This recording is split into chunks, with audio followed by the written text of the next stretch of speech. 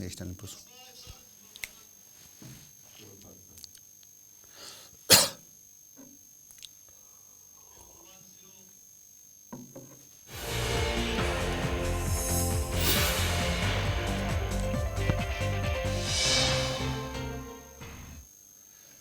आदाब नाज़रीन, रात के 9:32 हो चुके हैं। 9:32 पे हम अब तक प्रोग्राम आपके लिए लाते हैं और अब तक में हम देश दुनिया की बड़ी खबरों से आपको बाखबर करते हैं और जम्मू कश्मीर के हालात वाक़ात पे हमारी ख़ास नज़र रहती है। तो यूँ शुरुआत करते हैं आज के अब तक की शुरुआत साफ ज़ाहिर है। अभी कुछ देर पहले तक हमारी पहली खबर जो थी पार्लियामेंट के इजलास के हवाले से, बिजली के हवाले से एक अच्छी खबर आई थी, उस पर हमारी पहली नज़र थी। लेकिन कश्मीर है और पल पल में हालात बदलते रहते हैं और अभी कुछ देर पहले, करीबन 1 घंटा पहले, जनूबी कश्मीर के पुलवामा के पुलवामा बाज़ार से लगभग 7 से 8 किलोमीटर दूर से खबर आई कि एनकाउंटर हो चुका है। मिलिटेंटों की मौजूदगी की इत्तला मिलने के बाद यहाँ फोर्सेस ने इलाके का मुआसरा किया है, गोलियां चली है। साफ जाहिर है एनकाउंटर में 2 तरफा गोलियां चलती हैं, इधर से भी उधर से भी गोलियां चली हैं और इन गोलियों के हवाले से भी खबर आ रही है कि एक मिलिटेंट, जिसकी सरकारी ज़राए से तस्दीक नहीं हो सकी है, लेकिन कुछ इंडिपेंडेंट इदारे हैं उन या इंडिपेंडेंट जो लोकल है उनके हवाले से जो खबरें निकल के आ रही हैं, उसमें बताया जाता है कि एक मिलिटेंट, जिसके बारे में कुछ तस्वीरें भी हैं आई हैं और ये भी बताया जाता है कि वो लोकल है, पंजूरा के इलाके का है, उसके बारे जाने की खबरें आ रही हैं। और अभी कुछ वक्त के लिए फायरिंग जो थी वो रुकी थी और उसके बाद फिर दोबारा लगभग 9:28 पे दोबारा गोलियां चलने की जो आवाज़ें वो सुनाई दी है।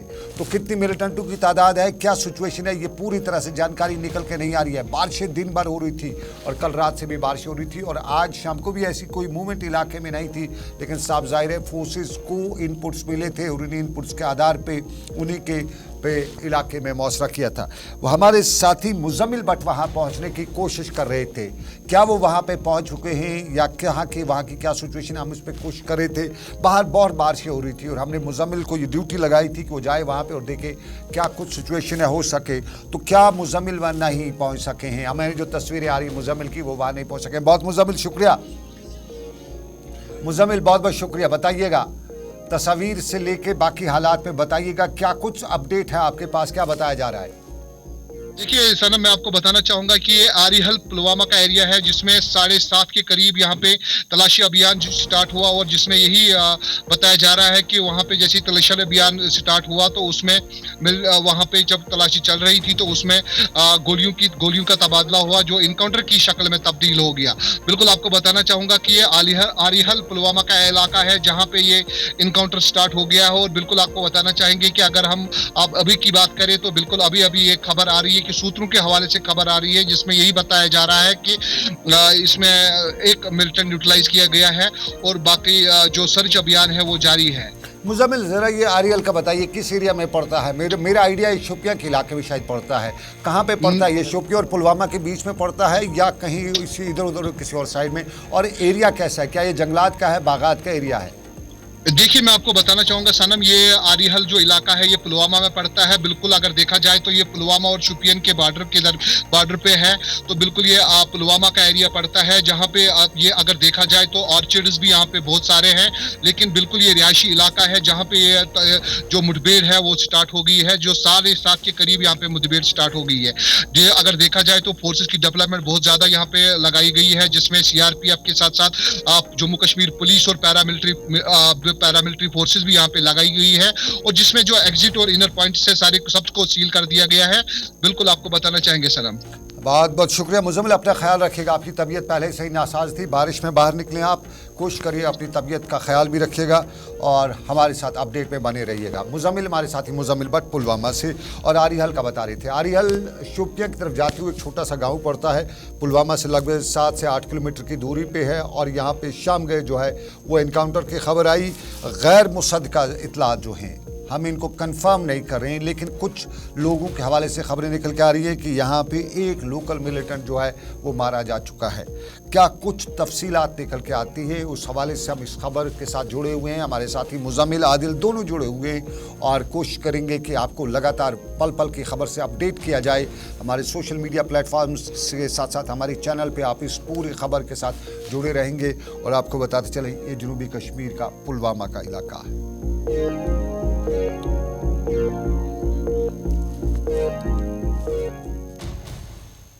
और नाज़रीन, अब दूसरी खबर पर नजर रखते हैं। ये दूसरी खबर दिल्ली से है। 4 दिसंबर को पार्लियामेंट का खुसूसी इजलास मुनक्कद होने जा रहा है।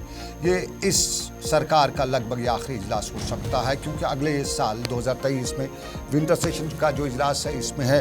दुनिया की इस पर नजरें हो या ना हो, लेकिन जम्मू कश्मीर की 2 ग्रुप्स की, 2 तबकों की इस पर खास नजर है। और इन 2 तबकों में पहाड़ी और गुज्जर कम्युनिटी के लोग जो हैं वो इस पर खास नजर रखे हुए। पहाड़ी कम्युनिटी के लोग बता रहे हैं कि उनको उम्मीद है कि बीजेपी अब की बार उनका मामला जो है हल करेगी, यानी उन्हें जो एसटी का मामला है उसमें उनमें इंक्लूड करेगी। गुज्जर बरादरी के कुछ लोग जो है वो इसकी मुखालफत करते हैं। और कुल मिला के जो खबरें निकल के आ रही है, इस इजलास के दौरान मजबूत सरकार की जानिब से 18 बिलें टेबल की जाएंगी और इस सिलसिले में पार्लियामेंट सेक्रेटरी की जानिब से बाज़ाब्ता तौर पर फहरिस्त भी जारी की गई। और जम्मू कश्मीर के हवाले से 4 दिसंबर से शुरू होने वाले इजलास के दौरान जो बिलें टेबल पर रखी जाएंगी, जिनका मसूदा तैयार किया गया है और काबीना ने कई की मंजूरी भी दी है, वो जम्मू कश्मीर में ख़वातीन के लिए 33% रिजर्वेशन है और ये ऐवान में रखी जाएगी। 33% रिजर्वेशन बिल जो है ख़वातीन के लिए है वो इसमें रखी जाएगी। और शेड्यूल ट्राइब बिलों को भी मंजूरी के लिए पेश किया जाएगा, यानी पहाड़ियों के लिए जो बिल है शेड्यूल ट्राइब बिल, वो भी मंजूरी के लिए पेश की जाएगी। आपको याद होगा जुलाई के में जो पार्लियामेंट का इजलास हुआ था, ये बिलें पेश नहीं हो सकी थी और खसूसी पार्लियामेंट इजलास के दौरान इन बिलों के ऐवान में टेबल रखने की गुंजाइश नहीं थी। और अब सरकार ने 4 दिसंबर से शुरू होने वाले इस इजलास के दौरान जम्मू कश्मीर के हवाले से 3 बिलों को ऐवान में टेबल रख करने का फैसला किया है। यानी अच्छी खबर है पहाड़ी तबके के लिए। और पहाड़ी तबके के साथ साथ आपको बताते चले, जम्मू कश्मीर में ख़वातीन की 33% रिजर्वेशन का जो मामला है उस पर भी सबकी नज़रें हैं, क्योंकि कुछ लोग कहते हैं कि आने वाले जो इंतखाबात होंगे जम्मू कश्मीर के असम्बली के, उसमें अब तक रिजर्वेशन जो है ख़वातीन को नहीं थी, तो आने वाले वक्त में ख़वातीन को खसूसी रिजर्वेशन यानी 33% रिजर्वेशन जो है वो दी जाएगी।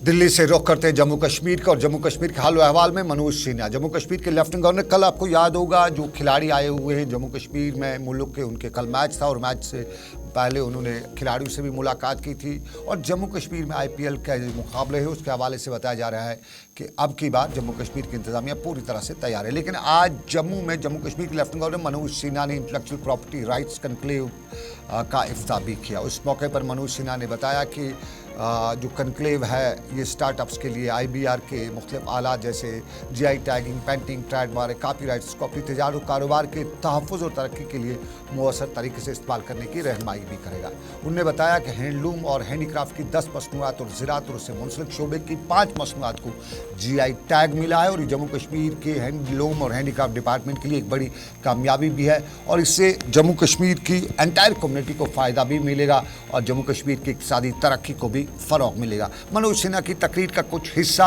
और उसके बाद हम बड़े खुलासे पे आएंगे। ये खुलासा हमने पिछले साल किया था, उसके बाद आज बाज़ाब्ता तौर पे ED ने उस पर कार्रवाई की है। लेकिन क्या बताया मनोज सिन्हा ने, पहले वो।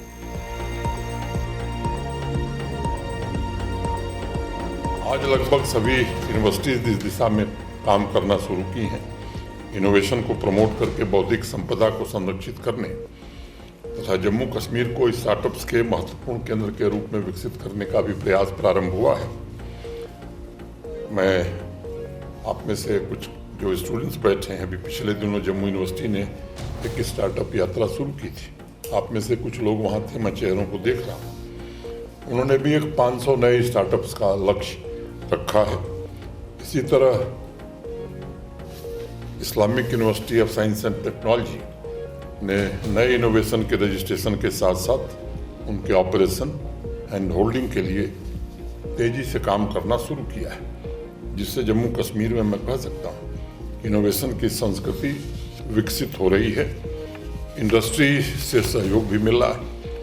मुझे प्रसन्नता है कि PhD chamber of commerce and industry, office of development commissioner, MSME तथा सूक्ष्म, लघु और मध्यम मनोज सिन्हा, जम्मू कश्मीर में इक़्तिसादी तरक्की को फ़रोग़ मिलेगा। जम्मू में आज की तकरीर पे स्टार्टअप्स के साथ साथ दूसरे मामलात को लेके बात करते हुए बता रहे थे। और आपको नाज़रीन बताएं, आप देख रहे हैं प्रोग्राम आप तक सनम के साथ खबरें हैं और इन खबरों में हमने पिछले साल खुलासा किया था। पुलिस ने तब भी कार्रवाई की थी और आज बड़ी कार्रवाई हुई है। ये क्या कार्रवाई की पुलिस ने उस मामले में, ये आपको हम बताएंगे। और आज जम्मू कश्मीर के पुलिस सरबा का बड़ा बयान आया है। वो क्या बयान है, कितना आपको होशियार सतर्क रहना है, ये भी हम आपको बताएंगे। लेकिन उससे पहले लेंगे एक छोटा सा तजारती वक्फा, ब्रेक के बाद मिलेंगे खबरें और मामला लेके।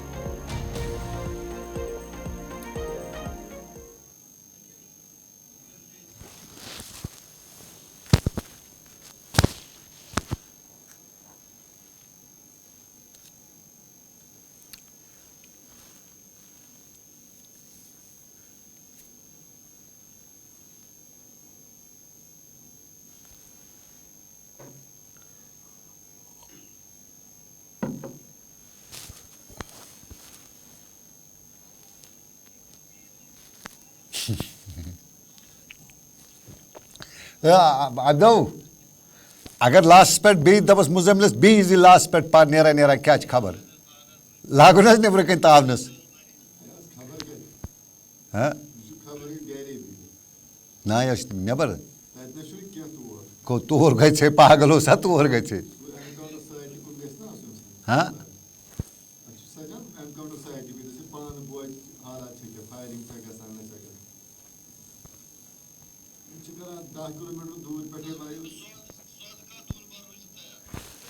ना अमित दबस कह बजे रोज तैयार कर फोन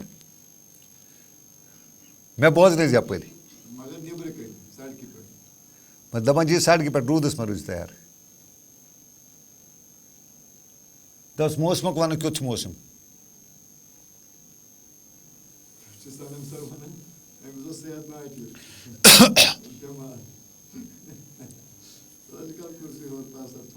हाँ क्या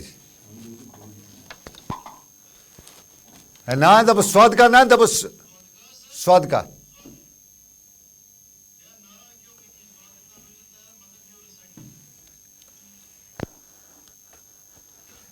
दब से इसको ऐलान दी बीमार खबरें नहीं तो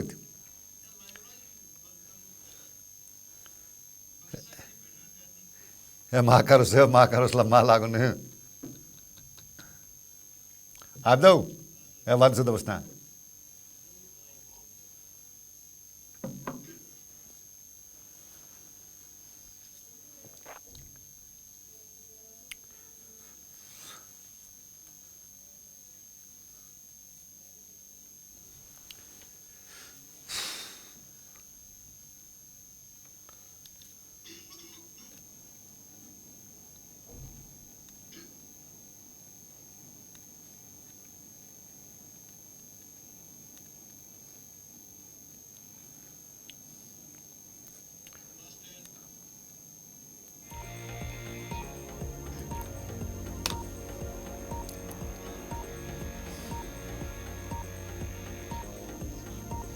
चलिए खुश आमदीद आपका तजारती वक्फे के बाद। मैं सनम एजाज देख रहे हैं आप अब तक में आपको बताते चलें बदउनवानियाँ और कश्मीर का चोली दामन का साथ बताया जाता है। हर रोज़ कोई न कोई ऐसी खबर आई जाती है जिसमें कहीं न कहीं बदउनवानी की बात आ ही जाती है। और आज भी इन्फोर्समेंट डायरेक्टरेट ने बाज़ाब्ता तौर पर जहलम हाउसिंग स्कैंडल के सिलसिले में मुख्तलिफ मुकामात पर छापे डाले। आधा दर्जन के करीब जगहों पर छापामारी की गई और तलाशी कार्रवाई की गई। बताते चले आपको, याद करिएगा आपको, पिछले साल हमने संगम से लेकर सनवार तक के नाम से खबर एक पूरा एक्सक्लूसिव रिपोर्ट चलाया था और उस रिपोर्ट में हमने बताया था कि कोऑपरेटिव बैंक जो है वो किस तरह से इस 250 करोड़ रुपए के घोटाले में शरीक बताया जाता था। ये हमने पिछले साल बताया था। पुलिस ने तब मामला दर्ज भी किया था। कुछ बदउनवानियों के सिलसिले में तब पूछताछ भी हुई थी, लेकिन उसके बाद हमें मालूम नहीं हो सका कि उसका क्या हुआ, क्योंकि वो बड़े लोग जो उसमें बताए गए थे उनको गिरफ्तारी भी हुई थी। लेकिन अब आपको बताते चले आज उन्हीं लोगों को या उसी मामले को लेके इन्फोर्समेंट डायरेक्टरेट ने छापेमारी की और श्रीनगर के मुख्तलिफ इलाकों में छापेमारी के दौरान स्टेट कोऑपरेटिव बैंक के तब के चेयरमैन के घर की तलाशी भी ली और जहलम कोऑपरेटिव हाउसिंग कॉलोनी का क़याम जो अमल में लाया गया था उसमें 250 करोड़ रुपए का जो फ्रॉड हुआ था, जो लोन हुआ था, जो बाकी मामलात हुए थे, उसमें जो उन लोन वगैरह के मामले में जो मोहम्मद शफी और हिलाल अहमद मीर हैं उनके जानिब से जो प्रॉपर्टी की कागजात जमा किए गए थे और जो बाद में बताया जाता है कि फर्जी भी साबित हुए थे, उसी मामले को लेकर आज स्टेट कोऑपरेटिव बैंक के हवाले से भी जो जमा की गई रुकूमात है उनको हड़प करने की कार्रवाई के सिलसिले में इस मामले में आज छापेमारी की गई। आपको बताते चलें crime branch anti corruption bureau ने पहले ही केस दर्ज कर रखे थे और इनमें इन्फोर्स अब ये मामला जो है ईडी की नोटिस में है और बताया जाता है कि इस मामले में कुछ और गिरफ्तारियां भी अमल में हो सकती हैं। पिछले साल 10 के करीब गिरफ्तारियां अमल में लाई गई थी और पिछले साल आईपीएस के धाराओं के तहत केस भी दर्ज हुआ था। लेकिन आज का जो छापा है काफ़ी अहमियत का हामिल माना जाता है, क्योंकि बताया जाता है कि इसमें एक बड़ा स्कैंडल था, 250 करोड़ रुपए का स्कैंडल था और अब कुछ उल्टी गिनती शुरू हो चुकी है जायदादें जब्त करने की। यह आज की पहली कार्रवाई जो थी, इसी के पस मंजर में जिस तरह लाल सिंह की प्रॉपर्टीज़ कल जो है जब्त करने की कार्रवाई शुरू हुई है, इसी तरह इस घोटाले में भी अब प्रॉपर्टीज जब्त करने की कार्रवाई होगी। और बताया जाता है कि श्रीनगर के पीरबाग से लेकर छानपुरा और एचएमटी तक ये जो तार हैं, ये जुड़े जो हैं, उनमें बड़ा कुछ देखने को मिल सकता है।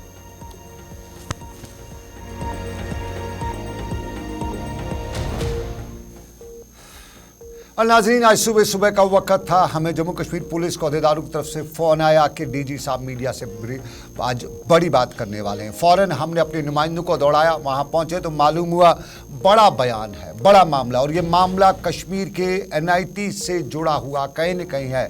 एनआईटी में परसों आपको याद होगा एक मामला आया था और उस मामले के बाद जज्बात मजरू हुए थे और फिर फ़ौरन पुलिस ने उसी वक्त कार्रवाई की और उस कार्रवाई के बाद कहीं न कहीं अमन कानून में जो खलल पड़ने वाला था उसमें किसी हद तक रोक भी लगी। कुछ जज्बात जो भड़काने की, जज्बात को उलझाने की कोशिश की गई थी, उसमें वो लोग कामयाब नहीं है जो ये कोशिश कर रहे थे। वो कहते हैं ना कि खिरमन में आग लगाने की कोशिश की जा रही थी, वो उसमें कामयाब नहीं हुए।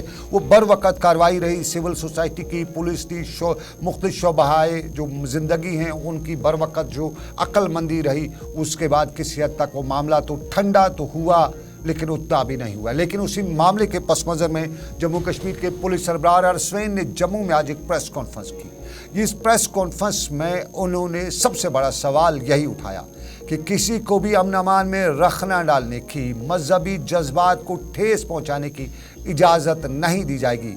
बाज़ाब्ता तौर पे अब कानून लाया जाएगा और उस कानून के मुताबिक जो भी सोशल मीडिया के ज़रिए ऑडियो, वीडियो, व्हाट्सएप अकाउंट जिस तरह से भी हो सके कुछ ऐसी कार्रवाई करेगा जिससे अमन अमान में नुक्स होगा, जिससे किसी के भी मजहबी जज्बात मजरू होंगे, उनके ख़िलाफ़ कार्रवाई होगी और सख्त कार्रवाई होगी। और उन्होंने कहा कि मिलिटेंसी हो, अलहदगी पसंदी हो, डराना धमकाना हो, जो इस तरह की जो भी कोशिश होगी, उन कोशिश में वो आदमी ख़ुद ज़िम्मेदार है जिसके मोबाइल से, जिसके अकाउंट से इस तरह की मैसेज, इस तरह के वीडियोस अपडेट होंगे, शेयर होंगे, लाइक होंगे, यानी बड़ा मामला है। डीजीपी जम्मू कश्मीर ने आज ये जम्मू में मीडिया कॉन्फ्रेंस के दौरान बताया कि अब वो दिन गए जब खलील खान फाख्ता उड़ाया करता था। तो क्या बताया डीजीपी जम्मू कश्मीर आर स्वेन ने, ज़रा उन्हीं की ज़बानी सुनते हैं।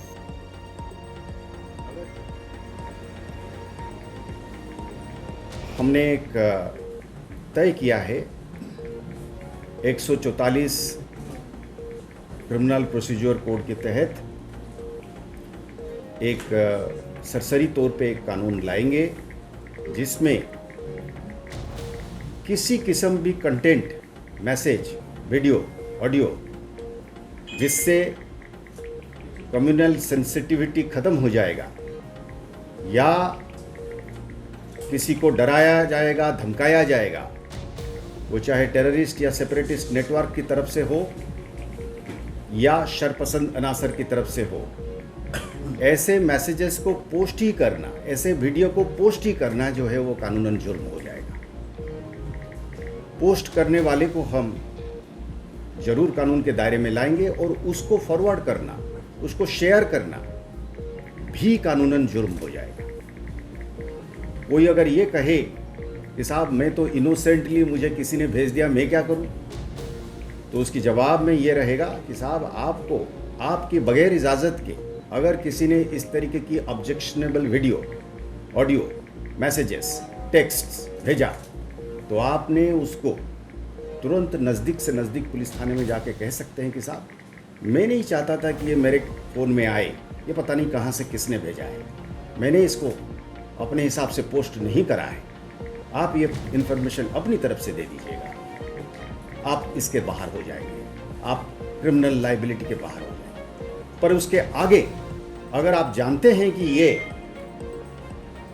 Video, post, message, text, audio एक माहौल को खराब करने वाला किसी टेररिस्ट या सेपरेटिस्ट नेटवर्क का है, या कोई अनाशर है ऐसा जो इसमें दंगा फसाद कराना चाहता है, या पैगंबर साहब का जैसे इज्जत को ठेस पहुंचाने वाला काम करता है, कम्युनिटी सेंसिटिव चीज़ों को पोस्ट करता है, तो आगे फिर आप उसको फॉरवर्ड करते हो तो वो कानूनन जुर्म बन जाएगा। हम फिर खाली उसी बुनियाद पर हम कार्रवाई करने के लिए कानून हमें इजाज़त देगी, हम उसको कोर्ट में पेश करेंगे और उसके खिलाफ कार्रवाई होगी, और हमें यकीनन ऐसे लोगों को इंडेक्स करके रखेंगे ताकि उनको हर हालत पे, हर स्टेज पे उनको ये डिसइंसेंटिव रहे कि उन्होंने ये गलत काम करी थी, क्योंकि ऐसे करना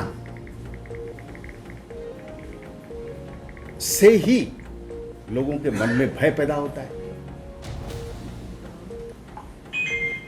पब्लिक डिसऑर्डर होती है, उससे फिर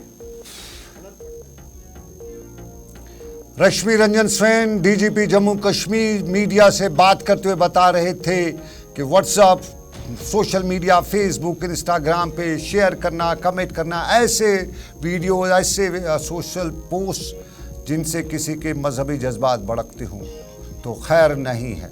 लेकिन इसमें इम्पॉर्टेंट एक बात है, बहुत से लोगों को जो व्हाट्सएप यूनिवर्सिटी से ज्ञान मिलता था वो भी बंद हो जाएगा। बड़ा अच्छा कदम है, कम से कम व्हाट्सएप यूनिवर्सिटी से जो ज्ञान था उस पर एक पाबंदी लगेगी।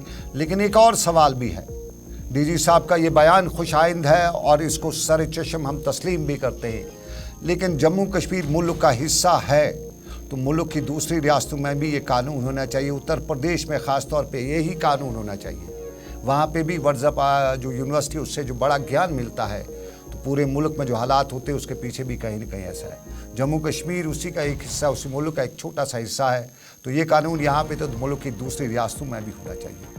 और दूसरी रियासतों की बात करने के साथ साथ आपको बताते चले कि तेज़ी कुपवाड़ा का इलाका दिखाता है। अभी जम्मू में डीजी साहब ये बयान दे ही रहे थे कि कुपवाड़ा के ज़िला तरक्याती कमिश्नर का बाज़ाब्ता तौर पर हुक्मनामा भी जारी हो गया, और उनके उस हुक्मनामे में वही अल्फाज थे, वही बातें थी जो डीजी साहब ने मीडिया को ब्रीफ करते हुए बताई। और डीजी कुपवाड़ा के ज़िला तरक्याती कमिश्नर आयुषी सुधर ने हुक्मनामा जारी करते हुए लोगों को सोशल मीडिया प्लेटफार्मों के किसी भी किस्म के गलत इस्तेमाल से बाज रहने की ताकीद करते हुए बताया कि मिलिटेंसी हो, मुल्क दुश्मनी हो, व्हाट्सएप ग्रुप्स हो, सोशल मीडिया हो, इश्तियाल अंगेज़ बयानात हो, प्रोपगंडा हो, फैलाव हो, फॉरवर्ड हो, जो कुछ भी हो, अगर गलत इस्तेमाल किया तो सेक्शन 144 CRPC 1973 के तहत इख्तियारात का इस्तेमाल करते हुए आयुषी सुधर कुपवाड़ा के हदूद में इस तरह के मवाद, पोस्टों को शेयर करने या पोस्ट करने से बाज रहने का हुक्म देती हैं, और इस हुक्म को आज से ही नाफजुल अमल समझा जाए। ये कुपवाड़ा का हुक्मनामा था। इस हुक्मनामे के बाद बहुत से हालात बदलेंगे।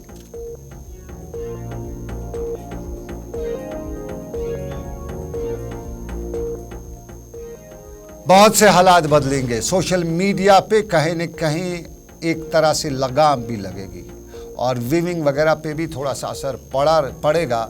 लेकिन आपको बताते चाहिए अमन अमान प्रायोरिटी है, और अमन अमान के साथ साथ किसी भी मज़हब के जज्बात को, मज़हब के लोगों के जज्बात को भड़काने की इजाज़त नहीं होनी चाहिए। और सोशल मीडिया के जहां अपने फ़वाइद भी है, वहां इसका ये नेगेटिव इम्पैक्ट भी है कि कोई भी ऐरा गैरा नथु खैरा सोशल मीडिया पर ख़बरें भी अपडेट कर देता है, सोशल मीडिया पर मजहबी जज्बात भड़काने वाला मवाद भी अपडेट कर देता है।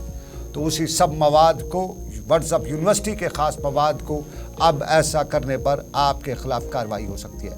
रखिएगा ख्याल, क्योंकि शहर में कमान है आज RR स्वयं की। तो इसी ख्याल के साथ आपको बताएं, एक छोटा सा तजारती वक्फा और लेंगे, और उस तजारती वक्फे के बाद हम आपको बताएंगे कि NIT के मामले के बाद कैसे रहे आज के हालात, लेकिन इस छोटे से तजारती वक्फे के बाद।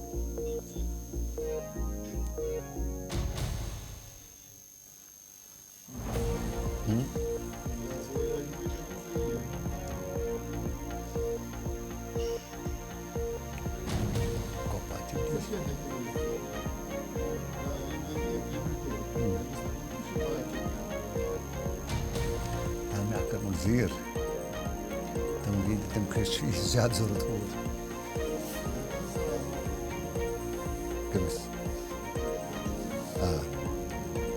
अगर ये लोग कानून तो कैसे मुल्क में लागा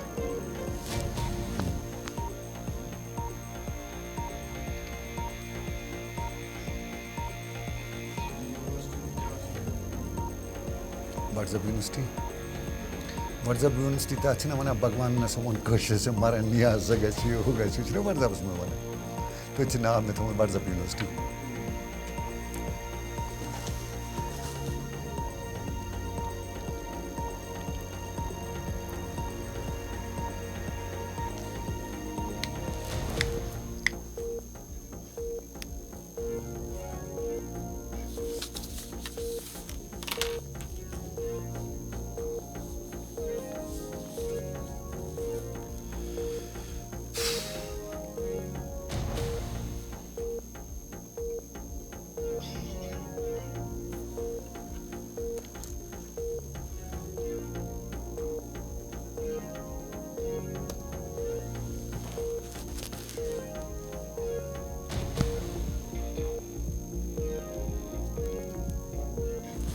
मामद्या तुला तुझ्या कमेंट वमेंट क्यों लिखा थे घोड़े पूछते हुए मन नाम वाला तुला WhatsApp पूछते बहुत पूछते ग्रुप उसमें आत्मा कमेंट कहाँ लिखा आत्मा कमेंट कहाँ लिखा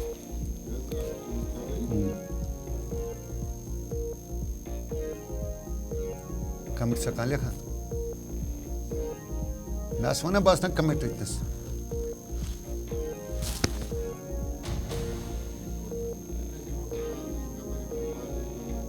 बस तरी बहुत पिट में ग्रुप पिट में मैसेज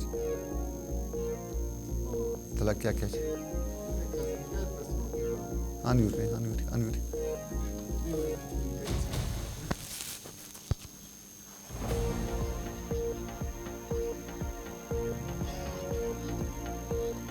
गुड चैनल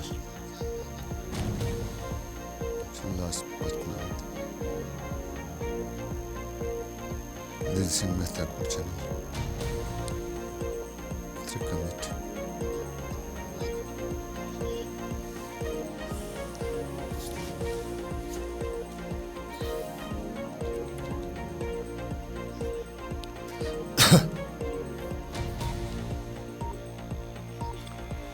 बहुत शुक्रिया। तजारती वक्फे के बाद सनम एजाज हूं मैं और आपको बताते चलूं आज का दिन कैसा रहा वो तो आज की बात बताएंगे, लेकिन कल का दिन अच्छा रहेगा उम्मीद आपको दिला रहे हैं हम, और वो उम्मीद हम बिजली से दिला। लेकिन आज के दिन की बात करें तो कल ही आपको याद होगा नीट का मामला आया था। 2 रोज़ पहले श्रीनगर में नीट के मामले के बाद कुछ सूरत हाल जो है कशीदा भी होने लगी, लेकिन बर वक्त कार्रवाई और उसके बाद आज इंस्टीट्यूट ऑफ नीट जो है NIT श्रीनगर उसके अहदेदारों ने आज सरमाई तातीरात का ऐलान कर दिया और इंस्टीट्यूट के तुलबा को कल सुबह 10 बजे तक हॉस्टल्स खाली करने के हिदायत भी दिए गए हैं।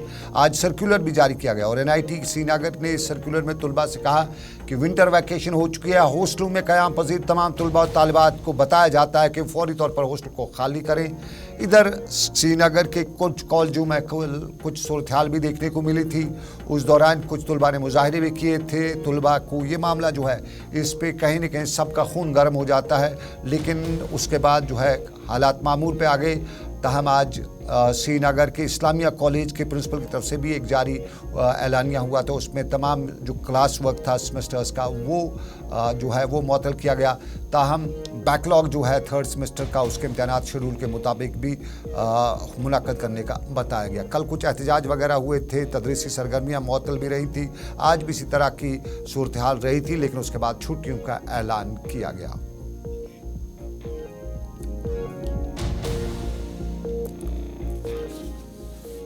और चलिए सियासत की थोड़ी सी बात कर लेते हैं। सियासत में ना कोई पक्का दुश्मन ना पक्का दोस्त, ये पहले से कहा जाता है और आज इसकी तायीद सईद अल्ताफ़ बुखारी जो अपनी पार्टी के सरबराह ने जम्मू में भी की।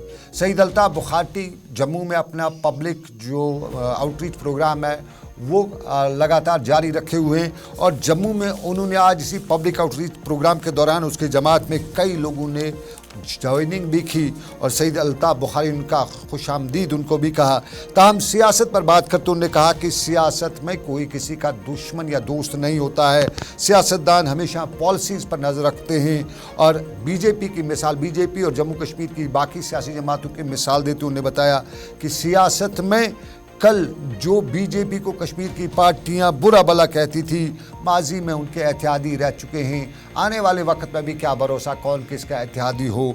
और इंतखाबात की बात करते उन्होंने बताया, अपनी ताकत का भी कुछ न कुछ इजहार करते हुए बताया कि आने वाला वक्त है, इंतखाबात अगर हुए तो इंतखाबात के बाद कुछ लोगों को, कुछ सरकार को बनाने के लिए उसके दरवाजे से भी गुजरना पड़ेगा। हालात की भी उन्होंने बात की, लेकिन हालात के साथ साथ अल्ताफ़ बुखारी ने सियासत में पक्का दोस्त पक्का दुश्मन की बात भी कह डाली।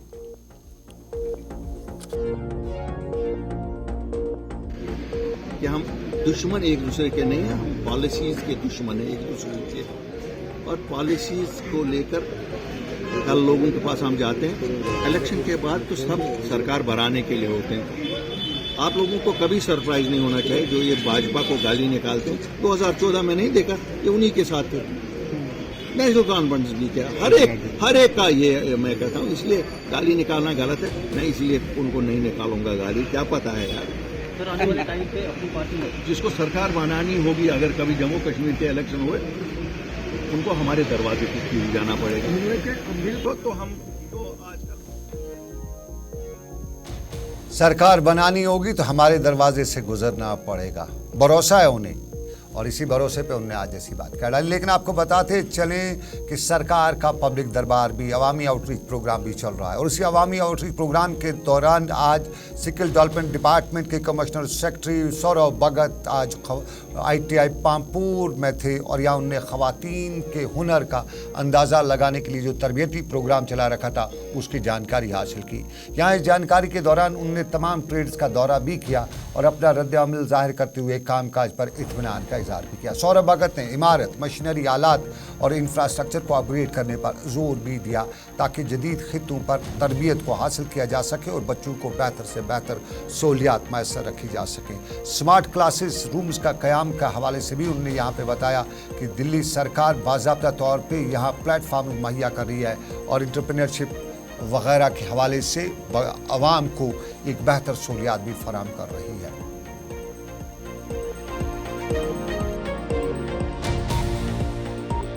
जो महकमा है स्किल डेवलपमेंट का, इसका और हायर एजुकेशन में ये फ़र्क है कि यहाँ जो भी बच्चा निकलता है उसको सीधे इंडस्ट्री रेडी बनाना होता है। और हम इंडस्ट्री की बात करें तो हम 4.0 इंडस्ट्री की बात करें, बिल्कुल लेटेस्ट इंडस्ट्री।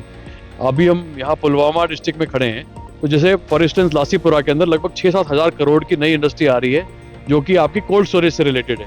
इसी तरीके से हमारा जो हैंडीक्राफ्ट है, हमारा होटल इंडस्ट्री है, ये हमेशा एवरग्रीन इंडस्ट्री है। हमारा हॉर्टिकल्चर इंडस्ट्री में बहुत ज़्यादा पोटेंशियल है। तो हमारा डिपार्टमेंट ये करता है कि जो भी लेटेस्ट स्टेट्स होते हैं जो कि मार्केट रेडी होते हैं, जैसे कि अभी रिसेंटली हम लोगों ने एक CIIT बनाया है बारामूला में, जिसमें robotics, artificial intelligence, machine learning, metaverse, internet of things वगैरह इस तरह की चीज़ें हैं। मगर ये जो हमारे बेसिक ट्रेड्स इस ITI में, जैसे कि हमने बात की कोपा की या फिर मैकेनिक की, ये एवरग्रीन ट्रेड्स हैं, इनका मार्केट में ज़रूरी है। जैसे जैसे हमारे यहाँ जम्मू कश्मीर में नॉर्मलसी आ रही है, इंडस्ट्री यहाँ इम्प्रूव हो रहा है, तो इन सब इंडस्ट्री इम्प्रूव हो रही है और इम्प्रूवमेंट एक और मामले में भी आ रही है। अभी कुछ देर पहले राजेश प्रसाद माफ कीजिएगा, राजेश प्रसाद जो कमिश्नर सेक्रेटरी पावर डिपार्टमेंट है, उनकी तरफ से बताया गया है कि और 293 मेगावाट बिजली जो है वो कल से जम्मू कश्मीर पहुंच रही है। यानी जम्मू कश्मीर में कल से बिजली की सूरत हाल जो है वो और बेहतर होगी।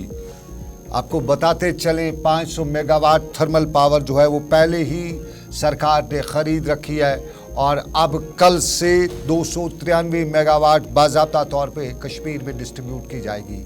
लेकिन मौजूदा टैरिफ के मुकाबले में सरकार कहती है कि ये जो थर्मल पावर है ये महंगी है, तो साफ जाहिर है जब ख़रीदा महंगा तो बेचा भी महंगा जाएगा।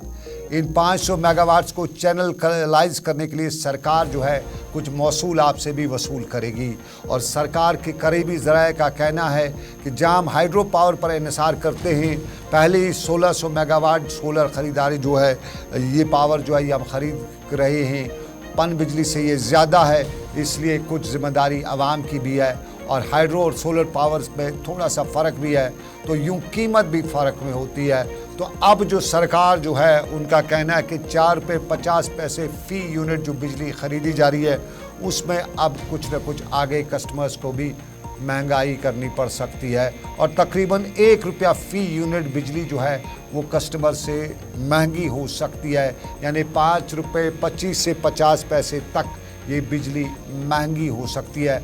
और सरकार का कहना है कि एक बोझ है, लेकिन इस बोझ में हमें ज़रूरत है, मजबूरी है और मजबूरी का नाम इमरजेंसी है।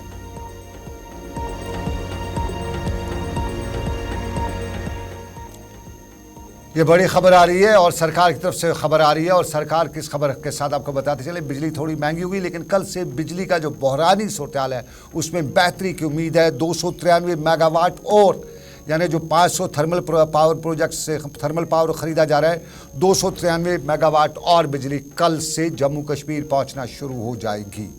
और एक और हुक्मनामा शामगेज सरकार ने किया है, अच्छा करेगा तो अच्छा पाएगा। डायरेक्टर एग्रीकल्चर जावेद इकबाल चौधरी जो हैं, चौधरी इकबाल, उनके बारे में आपको बताते चले, सरकार ने उनकी सर्विसेज में 1 साल का एक्सटेंशन कर दिया है। आज शाम के जो हुक्मनामा जारी हुआ है, चौधरी इकबाल डायरेक्टर एग्रीकल्चर कश्मीर जो है उनकी खिदमत, उनकी मेहनत और जिस तरह से वो टोज़ पे रहे, पूरे साल एग्रीकल्चर सेक्टर को बढ़ावा देने की उन्हें कोशिश की, उनका उन्हें बदल तो नहीं कह सकते लेकिन कहीं न कहीं सरकार ने वो एक्नॉलेज किया है। उसी एक्नॉलेज करने के बाद 1 साल का उनका एक्सटेंशन हुआ है सर्विसेज में।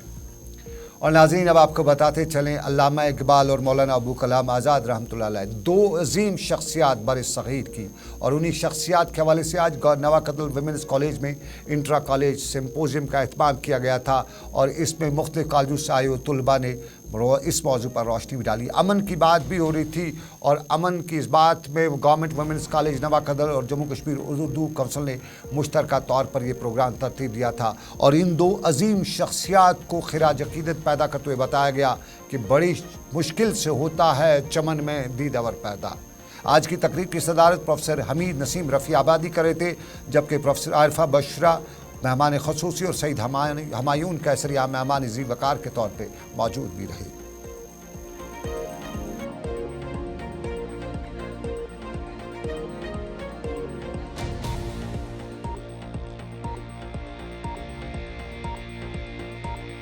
इसका आज शोपिया में एक कन्वेंशन भी हुआ जिसमें सलमान सागर के अलावा मुकामी पार्टी लीडरशिप ने इस कन्वेंशन की सदारत की और यहाँ पे आज इस मौके पर जहाँ बारिशें हो रही थी वहीं मुस्तकबल की बारिशों में बात भी होती रही थी और पार्लिमानी इंतखाबात के हवाले से बातचीत हो रही थी। या इस मौके पर सलमान सागर ने नेशनल कॉन्फ्रेंस की सरकार के हवाले से बताया कि माजी में एक कोशिश थी और उसी कोशिश में एक जद्दोजहद की गई कि जम्मू कश्मीर के लोगों के इत्तेहाद के लिए एक नया इनकलाब, नया बाब शुरू किया जा सके। लेकिन 5 अगस्त 2019 को मरकज़ की तरफ से वो इत्तेहाद, वो बाब छीना गया, लेकिन हमने हार नहीं मानी है और हम जम्मू कश्मीर की उस हसीयत के लिए बराबर जद्दोजहद भी कर रहे हैं। यहाँ पे नेशनल कॉन्फ्रेंस के सीनियर लीडर शौकत हुसैन गनाई भी मौजूद थे।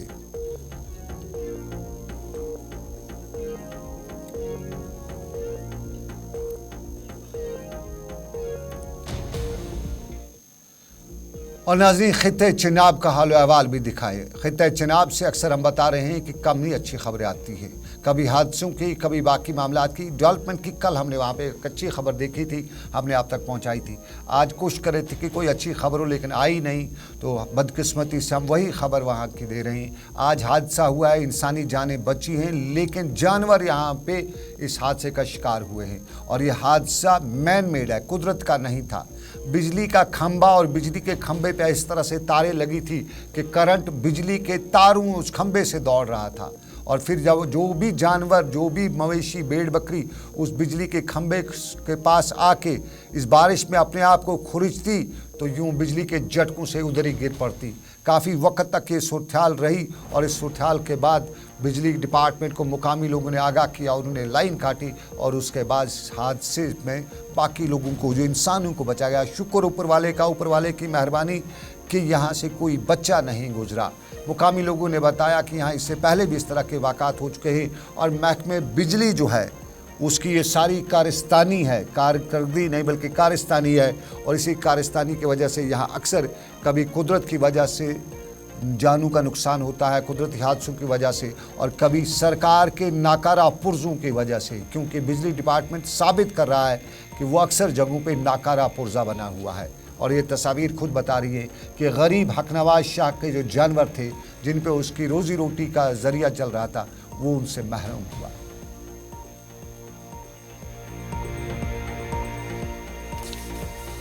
सर हमारी सुबह भेड़ बकरियां यहाँ से निकली थी, चराने के लिए ले गए थे। जो ही वहाँ से वापस आए तो यहाँ पे करंट थी पोल पे, और आपके सामने ये देखा जा सकता कितना नुकसान हुआ है हमारा। कम से कम ये 70-80 हज़ार का नुकसान है अभी हमारा। और बाकी जो माल है वो भी कोई ढीला या अभी उनका भी नहीं पता है वो बचेंगे कि नहीं बचेंगे। सर ये भेड़ तो अब 17-18 तो सब है, लेकिन भेड़ें 4-5 थी और बकरियां 8-10 थी। सर सुबह एक खच्चर वाला यहाँ से गुजरा था, उसने बोला इस पोल को करंट है, लेकिन उसमें किसी ने गौर ही नहीं किया। जब भी बारिशें होती है यहाँ पे तो करंट होती है हर टाइम। क्या जो कंसर्न महकमे के लोग हैं, एडमिनिस्ट्रेशन के लोग हैं, क्या मैसेज देना चाहिए? ये तो सबसे बड़ी बात है, ये तो उनके लिए फेलियर है, क्योंकि इतना बड़ा नुकसान अभी हुआ। ये तो चलो ये जानवरों की बात है, अगर कोई इंसान ही इस पे मर जाता तो फिर क्या उनके खिलाफ तो एक्शन होना चाहिए, ना कि लाइनमैन के खिलाफ एक्शन होना चाहिए। ये तो एक्शन पूरे डिपार्टमेंट के खिलाफ होना चाहिए। और चलिए नाज़रीन, हादसा डोडा में हुआ, जानवरों का नुकसान हुआ, लेकिन हादसा आग की वारदात की हंदवाड़ा में दौरान सब्जी मंडी हंदवाड़ा में रोनमा हुई, और आधा दर्जन के करीब जो सब्जी के फड वगैरह थे वो आग की नज़र हुए, और उस फड्डों में जो सब्जी वगैरह थी, सामान था, वो खाकस्तर हुआ। मुकामी लोगों ने आग के शोले देखते हुए वहाँ पहुँचने की कोशिश की, पुलिस भी पहुँची और यहाँ आग बुझाने का अमला भी पहुँचा, आग बुझाने की कार्रवाई शुरू की। लेकिन आग है ऐसी चीज़ कि जब तक इसको रोका जाए, इसको फैलने से रोका जाए, इस पर कामयाबी हासिल की जाए, तब तक ये नुकसान कर जाती है और बहुत से लोगों को खाक पे बिठा देती है। हंदवाड़ा में आग की वारदात।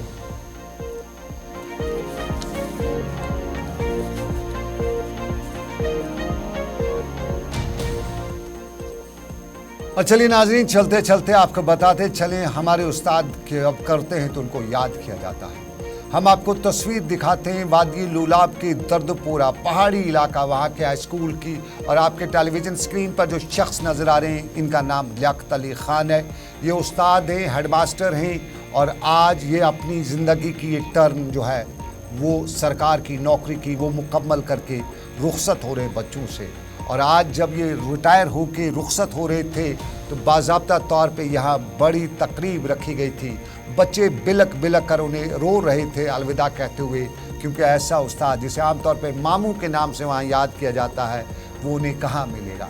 अब उनकी ज़िंदगी के नया पड़ाव शुरू हो चुका है, लेकिन ज़िंदगी में उस्ताद ने जो अपनी तालीम से अपने इलाके के बच्चों को रोशना मनवर किया था, वो आज बच्चे, असातिज़ा, मुकामी लोग याद करते हुए बता रहे थे कि हाँ जी, वाकई में मामू कुछ कर गया है। लियाकत अली ख़ान सरहदी ज़िला कुपवाड़ा के वादी लुलाब के जाने माने असातिज़ा में से एक हैं, और उनकी आज रिटायरमेंट पर दर्दपोरा की आम व ख़ास सब लोग अश्क से आंसू गिर रहे थे, और उन्हें अलविदा कहते हुए उन्हें नई इनिंग की बेहतरीन गुजारने के लिए दुआएं भी दे रहे थे।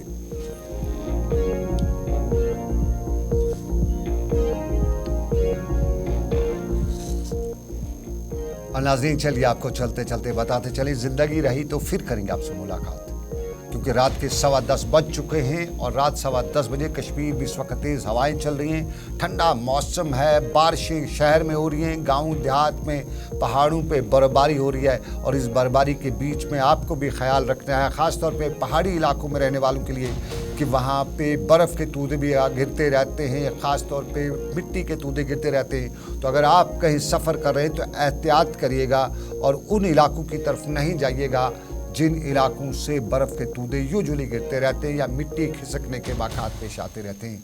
मिट्टी खिसकने के अक्सर वाक़ात वादी कश्मीर के पहाड़ी इलाकों में देखने को मिलते रहते हैं। तो आज तक के अब तक से बस इतना ही। इस उम्मीद के साथ आपसे लेंगे इजाज़त कि रब्ब कायनात की मर्ज़ी आपसे फिर हो सकती है मुलाकात। तब तक के लिए दीजिए इजाज़त। अल्लाह हाफ़िज़, शब ख़ैर।